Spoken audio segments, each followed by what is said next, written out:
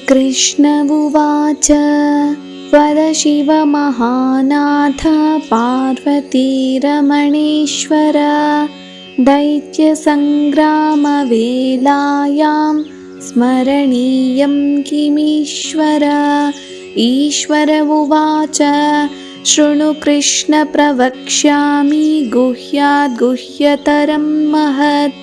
गणेशदुर्गदिव्यं च शृणु वक्ष्यामि भक्तितः।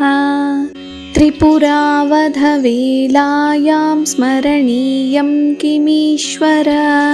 दिव्यदुर्गप्रसादेन त्रिपुराणां वधः कृतः।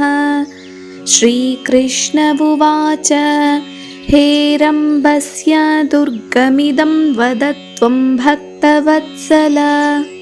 ईश्वर उवाच शृणु वत्स प्रवक्ष्यामि दुर्गे वैनायकं शुभम्। सङ्ग्रामे च श्मशाने च अरण्ये चोरसङ्कटे नृपद्वारे ज्वरे घोरे येनैव मुच्यते भयात्।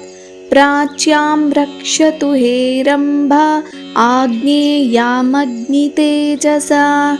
यां यां लम्बोदरो रक्षेत् नैऋत्यां पार्वतीसुतः।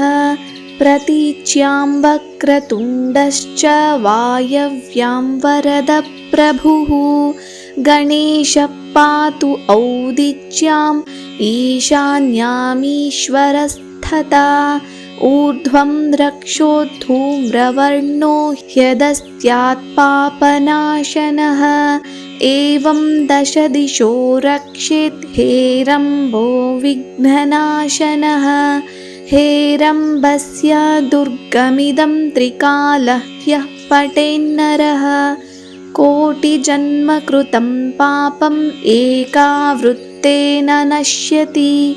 गणेशाङ्गारशेषेण दिव्यदुर्गेण मन्त्रितं। ललाटं चर्चितं येन त्रैलोक्यवशमानयेत्। मात्रागमसहस्राणि सुरापानशतानि च तत्क्षणात्तानि नश्यन्ति गणेशतीर्थवन्दनात्। नैवेद्यं वक्त्रतुण्डस्य नरो भुङ्क्ते तु भक्तितः। राज्यादानसहस्राणि तेषां फलमवाप्नुयात्। कदाचित् पठ्यते भक्त्या हेरम्बस्य प्रसादतः। शाकिनी डाकिनी भूतप्रेतवेतालराक्षसाः ब्रह्मराक्षसकूष्माण्ड प्रणश्यन्ति च दूरतः। भूर्जे वा ताडपत्रे वा दुर्गा हेरम्बमालिखेत्। करमूले धृतं येन करस्था सर्वसिद्धयः। एकमावर्तनं भक्त्या पठेन्नित्यं तु यो नरः। कल्पकोटिसहस्राणि शिवलोके महीयते। लिङ्गदानसहस्राणि पृथ्वीदानशतानि च गजदानसहस्रं च गणेशस्तवनात् फलम्।